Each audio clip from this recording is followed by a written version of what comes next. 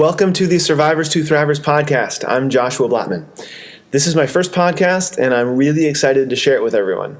I would like to introduce my guest, Mr. Seth Ellner. When I first met Seth, I was really impressed with how he was able to speak to the stuckness that I've experienced and relate that stuckness to learning. So I jumped on the opportunity to bring his wisdom to others.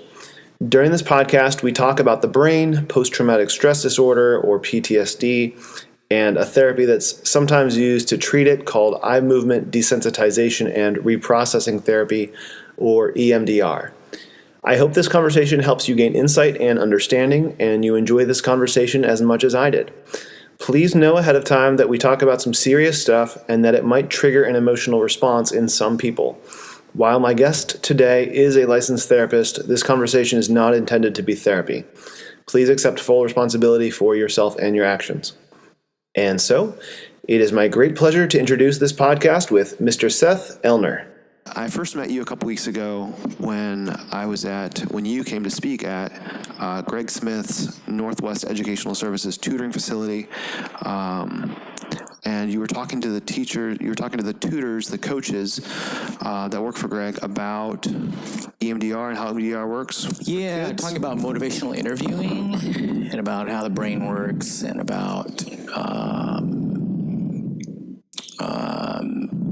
what is the most helpful linguistically to motivate people and how to kind of construct things as far as difficult to change issues when you're working with kids that have issues that they feel are difficult to change. So how to use motivational techniques, and EMDR came up through that as a mode of changing the operating system in the brain when something is stuck. Wow. And so I was basically using that information to kind of draw an analogy between that. And since I use EMDR a lot, I kind of talked about how, there's situations when someone has a traumatic experience where they feel stuck in their body, stuck in their mind, the thoughts they have, the emotions that come up, physiological sensations from that trauma. They continue to revisit it and experience it. And so there's a form of being stuck in it.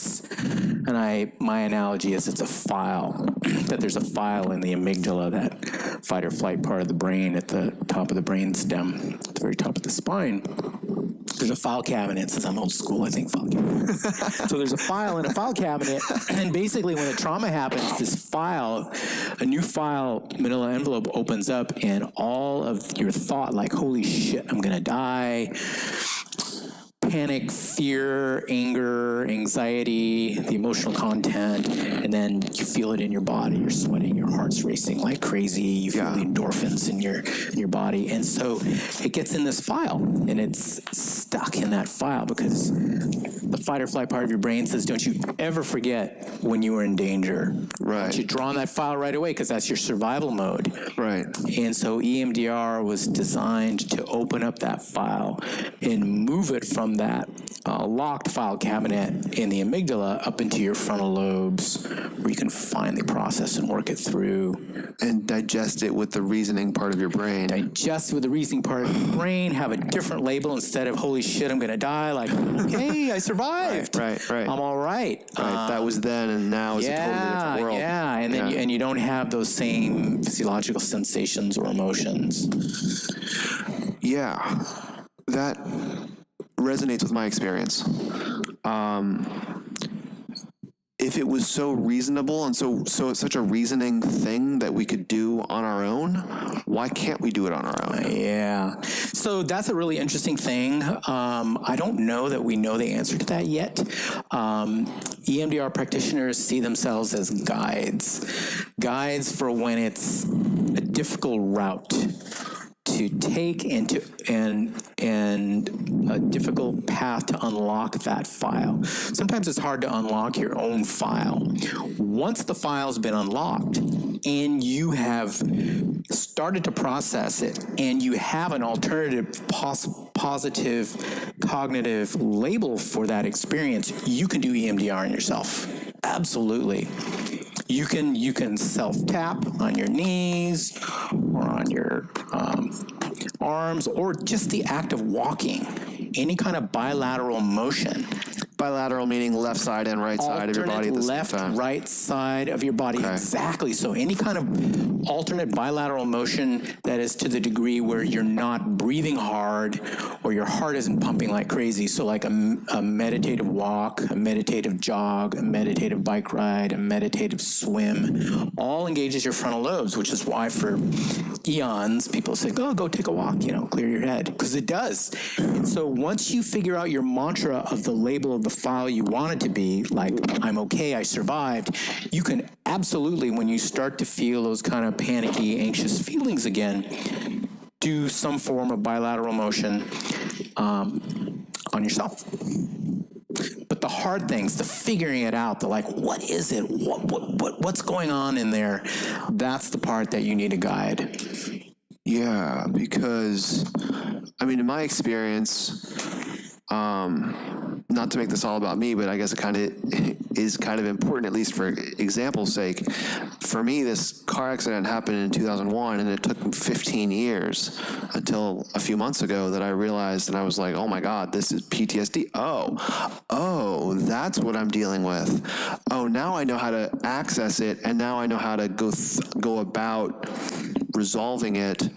And EMDR, which has been incredibly helpful for me, showed me that has this bilateral stimulation thing that concept that you're talking about has been incredibly helpful for me with either these little, I don't know if you have them, the little tapper things you put in. I have them. That's what I use. Yeah. Cool. Yeah. Those are super So that's a great example of how a file was basically stored away in your amygdala for years. Mm-hmm. Safely, your body was, thinking, I'm safely storing this away so that in some future example of when you're in a similar situation, you're ready to act. Right. Like the classic, fight, flight, freeze scenario that people have talked about, where you're getting chased by a lion in the Sahara, and then I guess trauma is staying in the tree for the rest of your life because you're afraid that the lion's going to be there. Be ready to leap for that tree for the rest of your life, which is really more what it's like. Yeah. When anything reminds you of the lion, you're ready to run for the tree. Yeah. Even though there aren't any lions around. But if you hear a noise that sounds like a lion, and that file is still locked away in that part of your brain, you're ready to run for the tree. And is operating mode, like it's like the first file that your brain executes. Yeah, that's boom. The file just opens up. Wham! You get all the cognitive, the emotional, and the physiological sensations that you had when it originally happened. Ready to, so that you can run 10% faster. Yeah. To get to that tree away from the cat. Right. So that a pregnant mother can lift a car off a baby, child, or something like that. Yeah. Are there situations in which EMDR would not work? There are situations when EMDR would not work, yes. So one of the responses to trauma is called disassociation, where something is so horrible, either painful or just uncomfortable to experience, or just beyond your personal ability to grasp, that your brain turns off. Mm-hmm. It's like, I'm checking out. And people experience this in several ways. One way is they actually experience themselves leaving their body. There are people that describe seeing themselves from a third person, kind of an overhead perspective, or they go blank. So, physiologically, there's a reason for this. This is the flight and fight or flight. When the saber-toothed cat gets to you and you can't escape, you hope that they don't eat you, but they just chew on you a little bit, maul you, scratch you. Flight is your blood flow goes deep, deep internal inside your body so that you won't bleed to death. And that's what happens when we disassociate, is our blood goes deep internal and our brain kind of checks out.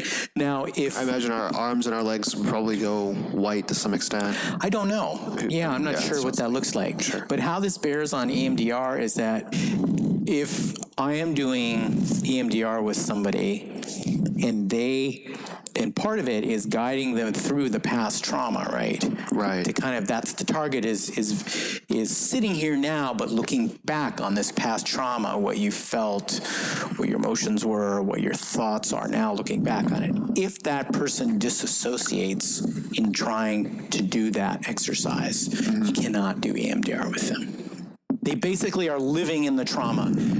Again, they're not outside the trauma looking at it and working on it, and that does happen. And so if that's the case, EMDR is not recommended until that person learns how to manage their disassociation and decrease that dissociative Wouldn't response. it be, I mean, I guess maybe to put you on the spot a little bit, isn't it kind of the role of the therapist to recognize when they're dissociating and help them? I mean, if it's like, to get analogous about what it's like to go through the trauma, like for me, I talked about wading through a concrete swamp and not being able to move through it, and like, isn't it, I guess, maybe the role of the therapist to be able to say, or identify that the concrete is hardening, and to help them keep it. Right, absolutely. And if a person can do that, then they can manage those sensations. There are people though who leave their body again when you try to do EMDR. It is so extreme that they freeze. Their brain literally freezes.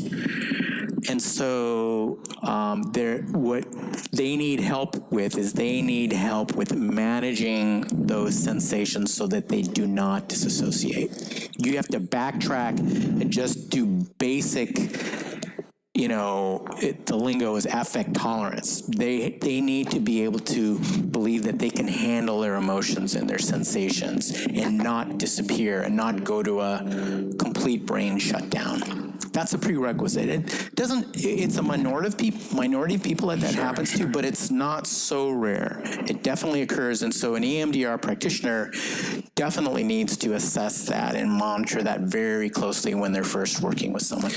So then that's an hour a week max, right? So in real life scenarios, people who are going through these experiences and who are having these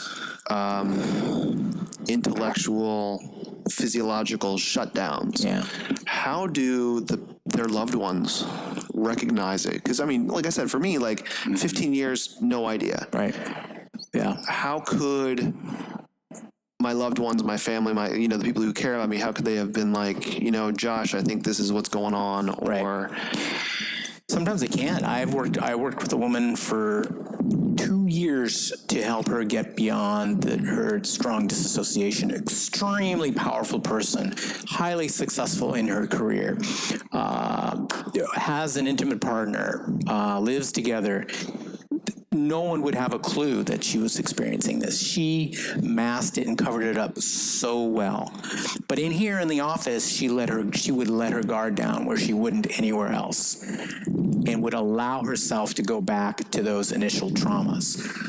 In her workplace, in the office, it looked totally different. She looked curt. It came out as being a little bit more aggressive than usual to kind of cover it up, or withdrawing from a social situation. But people would have no idea what's going on inside or the depth of her experience. Sure.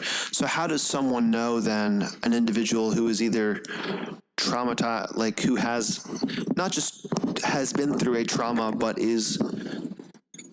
remains traumatized?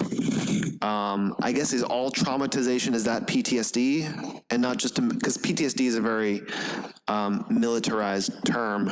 It's a very broadly humanly applicable term. It applies to everybody.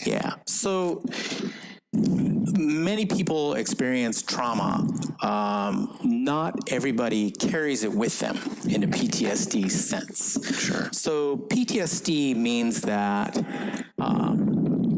you have experienced something, and it could be trauma with a big T or trauma with a little t. It could be something that happened in childhood. Someone said something to you, and it scared you. And to anyone else around, they would think nothing of it. But for you, you internalize that as a really scary thing. So the way you know whether there is PTSD trauma, meaning post-traumatic stress, which means you're still experiencing the trauma after it's gone, it's that over. file, like you mentioned earlier, Yes. gets locked, and you can't access, like you lock that file away on yourself. You know that you have PTSD if there is a file in that part of your brain, and it's very simple to diagnose and to see. Basically, when you think of a traumatic experience or something that bothered you when you were 5 or 25 or 35 or 65, if you still feel distress today, when you think about it, that's all you have to do.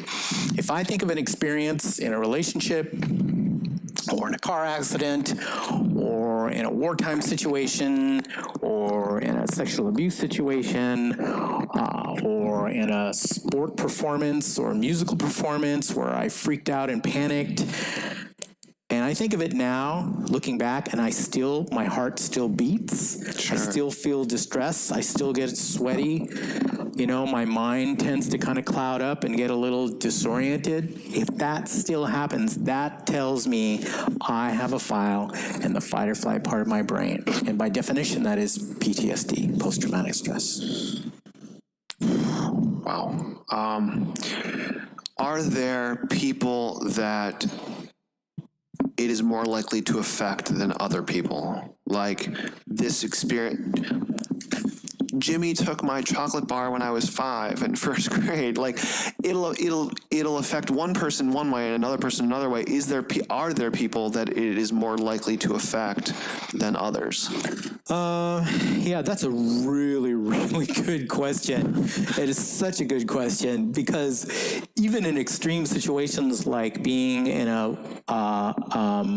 firefight in a war zone, you can take one individual who's watching people getting shot and blown up in front of them, and they don't get PTSD. But their neighbor who's in the same situation absolutely gets full-on PTSD and can't get those images out of them. Now, we know a little bit about it. We know a little bit that the person that doesn't get PTSD went into that, is more likely to have gone into that experience expecting those kinds of events, knowing that that's going to happen. And the person that may have thought they were ready and expected it, but really were not prepared for blood, guts, and gore and people dying, they're way more likely. It's the perceived risk, it's the perceived threat that causes the PTSD. You know, the perceived... The discontinuity between expectation and reality. That's part of it. We know that that's part of it, that shock. Sure. That holy crap. Yeah, exactly. Yeah. You know, this just can't be happening. This is just beyond... what I expected. Yep. Yeah. Yeah. So I have no idea how to cope with this. Simply, yes. You know, so the 5-year-old told, you know, like, what do you mean you ate the chocolate bar? You were a bad kid. You know, the kid thinking, oh my God, you know, I'm going to go to hell or I'm not going to whatever. You know, that could cause PTSD. Sure. Whereas another kid's like, whatever, I got caught, got punished, but it's not a big deal. Right. Okay.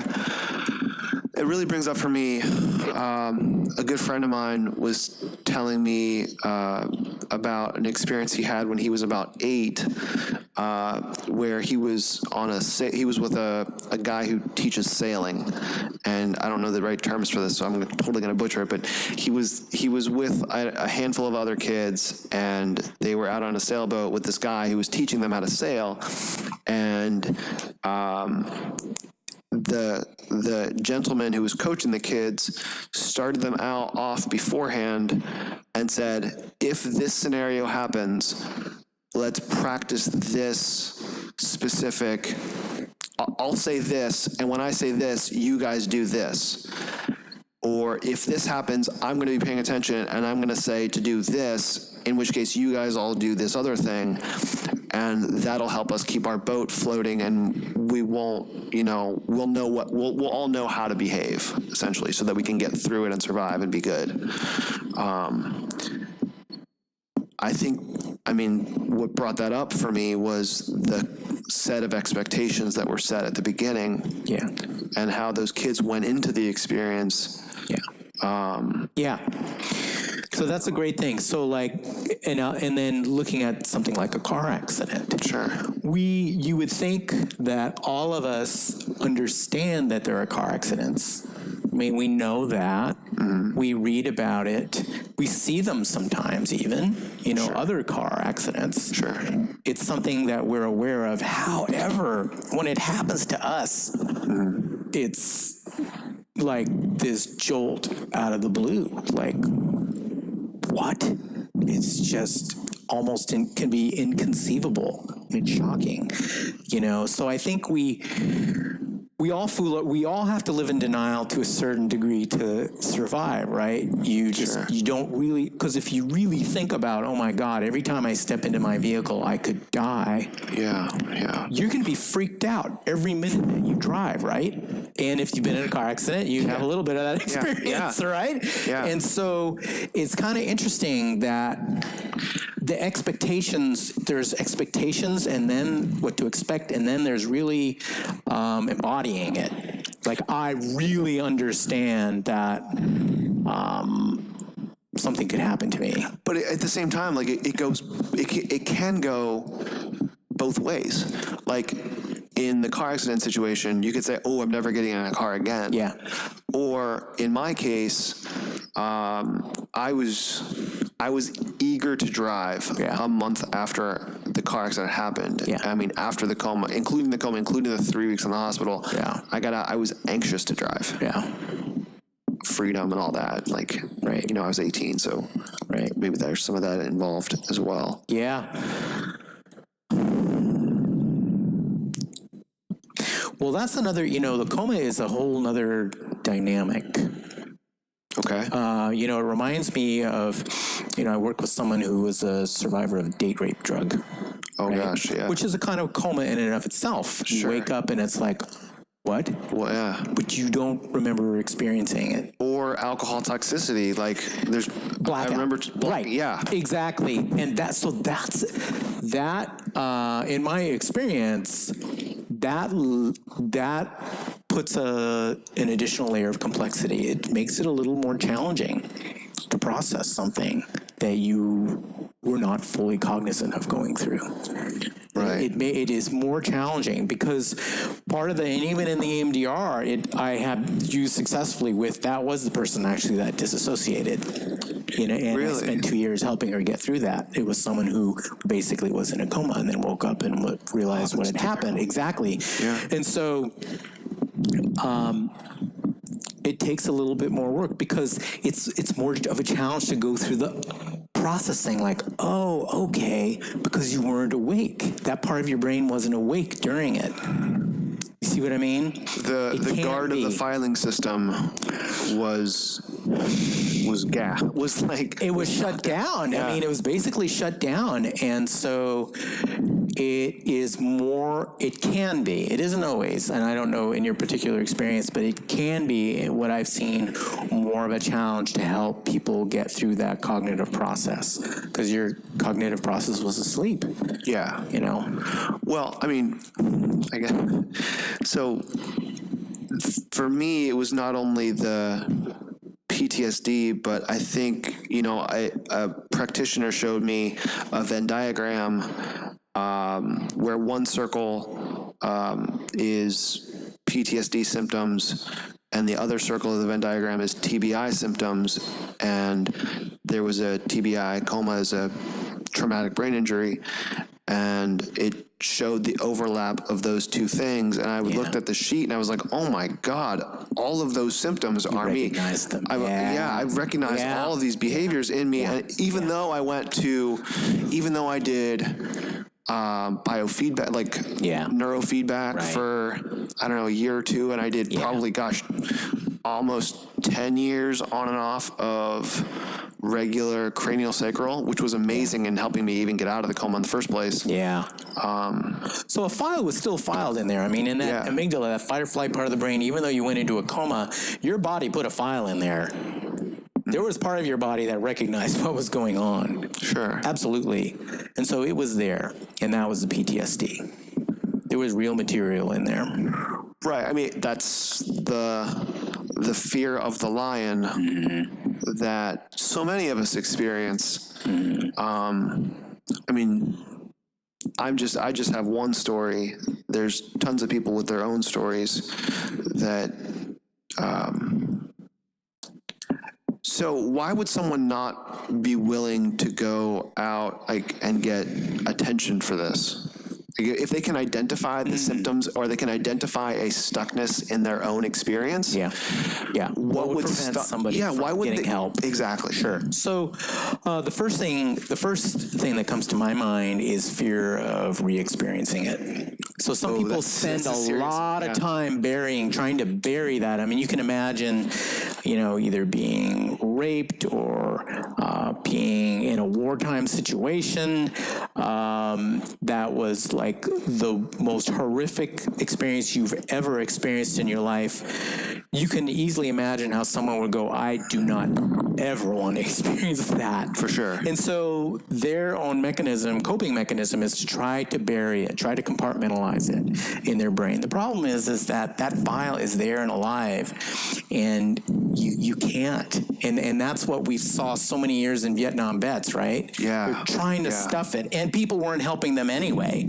And, a lot of them just end up living, some of them right now live in the woods. They live in the Olympic Peninsula in the National Forest. They cannot be around other human beings. They're so afraid of what they might do and how they react. Oh my gosh. So they're so afraid. That's why people don't seek out help, is that people are afraid of re-experiencing. Whereas the irony is that with, really high quality guidance, someone can be helped to safely re-experience it as a way to process it so that they're not experiencing those kind of traumatic experiences anymore. Sure. So, this is pretty intense stuff. If I'm thinking about the people who are those people who have been too afraid, but maybe not recognizing that it's fear, or maybe not being willing to accept that it's fear, or for whatever reason have either been defiant or ignorant, or not even in the rough sense of the word ignorant, just like in the definition, just refusing to know. What is the first thing that anybody who can relate to that, what's the first thing they can do? If the first step isn't to go get treatment, if they're unwilling to do that, what's the first thing that they can do to help themselves live more full lives? Yeah. Which is the ultimate goal, right? Yeah. Oh dear. Well, that's where motivational interviewing comes in.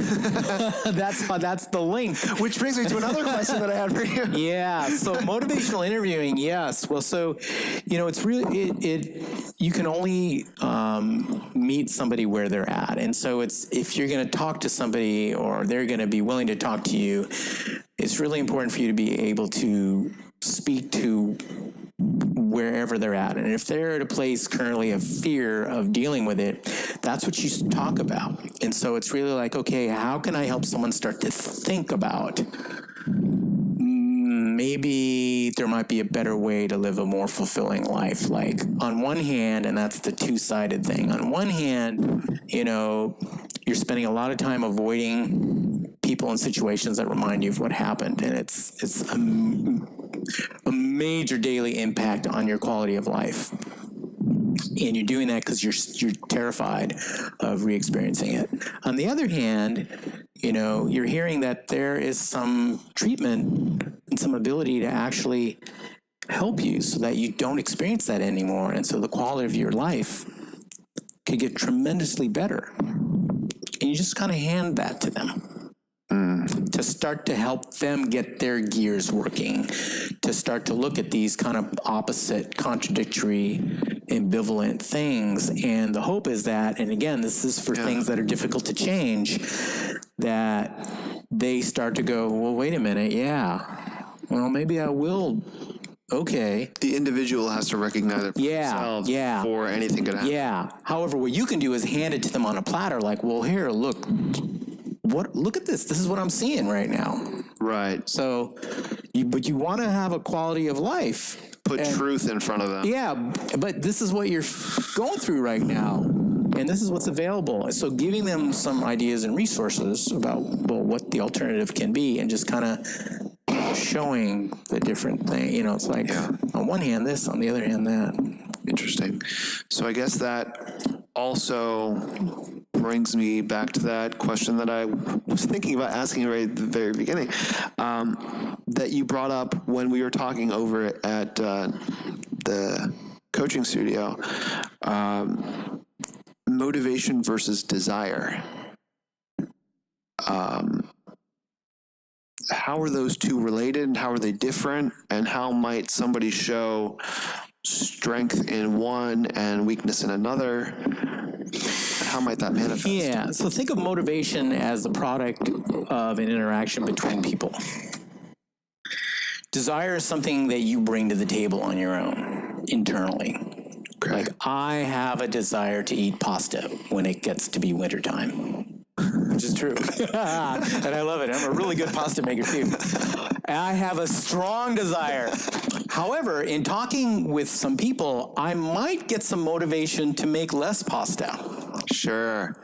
If the naturopath or the doctor or the whoever says you should stop eating pasta. Yeah, exactly. Where they go, you know what, Seth, you might cut down on your pasta intake. Right. Even though your desire is there and it's strong. But, let's see if we can change your motivation a little bit. And so change your direction a little bit. And I experience the motivation. I feel motivated to eat less pasta.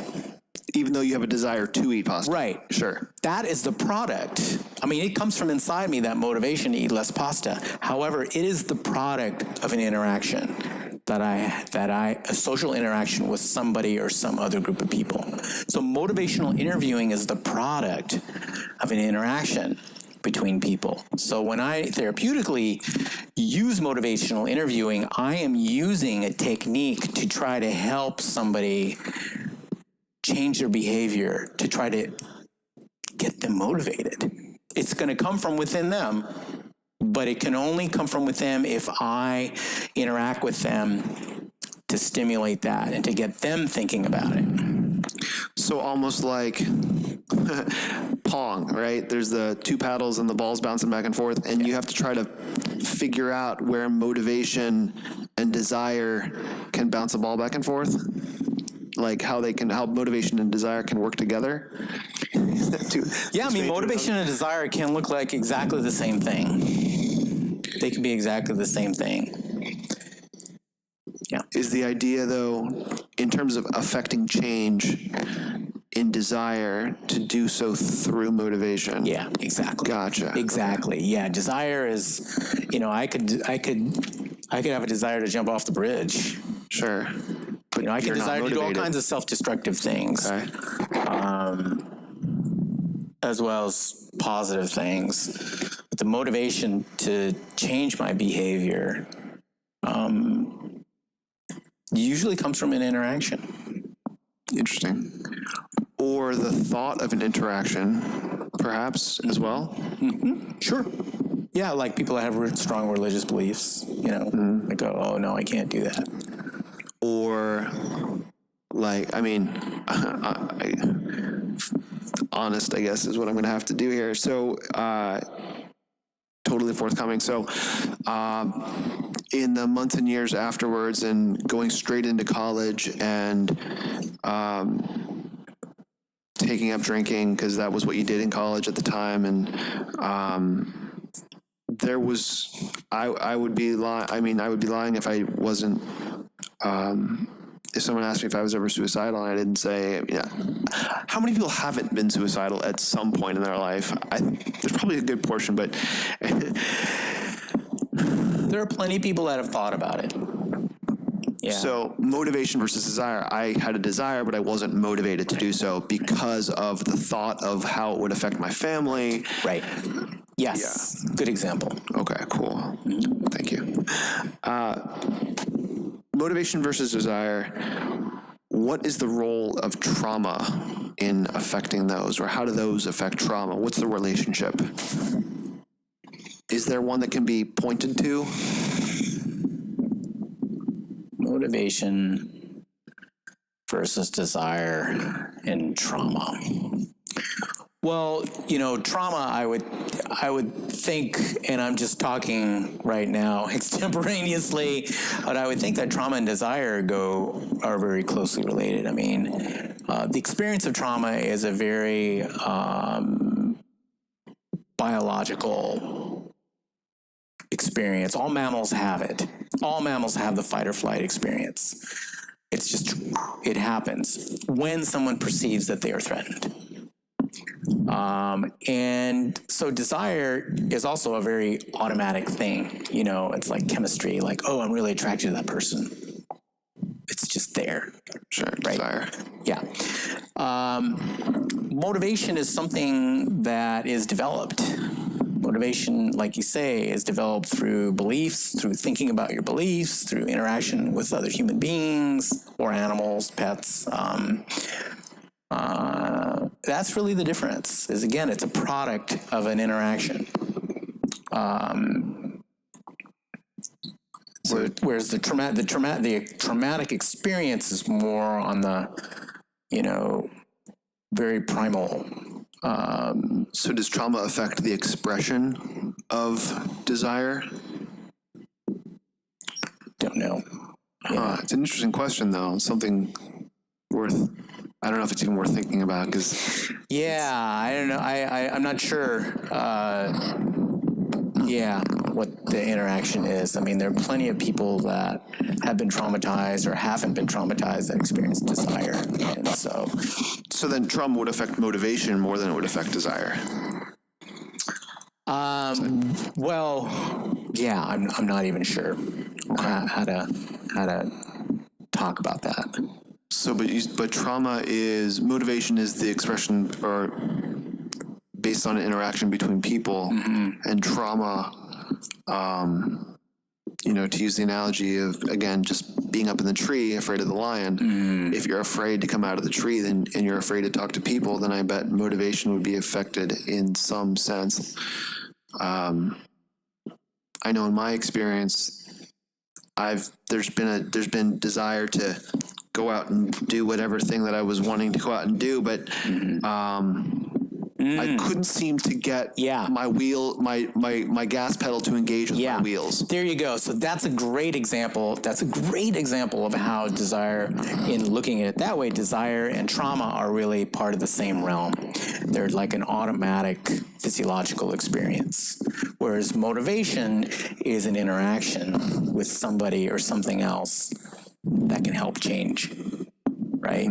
Help motivate you to do something different, to see it differently, to process it differently, to have a different experience. Sure, it's such a huge topic that I think that is a huge thing. Like those people who are either like I mentioned the defiance before. People who are defiant in the sense of I'm not going to look at this. I'm unwilling to look at this. Yeah. I'm too afraid to look at this. Yeah. They might really have the desire to look at it and to get the symptoms resolved, but they might not be motivated to get the symptoms resolved. They may have a really strong desire to do that and not know how to do it. I mean, this is the other might piece not know of how. it. Yeah. That's the other piece of it. Right. You say, can people do EMDR on themselves? And it's like, well, once somebody gets a handle on getting a new file, an alternate, more positive belief about themselves regarding a traumatic experience, they have some traction to do some bilateral stimulation of themselves and do some healing with themselves. Exactly. But until then, people are kind of stuck. It's really hard to get there. Sure. They just, that file, that part of your brain wants to hang on to that file. It interprets it as survival. I'm not going to let go of this thing, Sure. And not to say that you can't teach yourself anything like teaching yourself Spanish. You could teach yourself Spanish, but having a teacher really, really helps. Yeah. This has been such a great interview. Thank you so much for taking the time to meet with me, Seth. Thank you very much. Great. Yeah, Thank you so much, Seth, for coming out and talking with me today. absolutely. Having me in your office here in Fremont, Seattle, Washington. Yeah. Cool. I have one more question for you. Yeah. That I think kind of brings a lot of it together for me. Because what's the end all goal?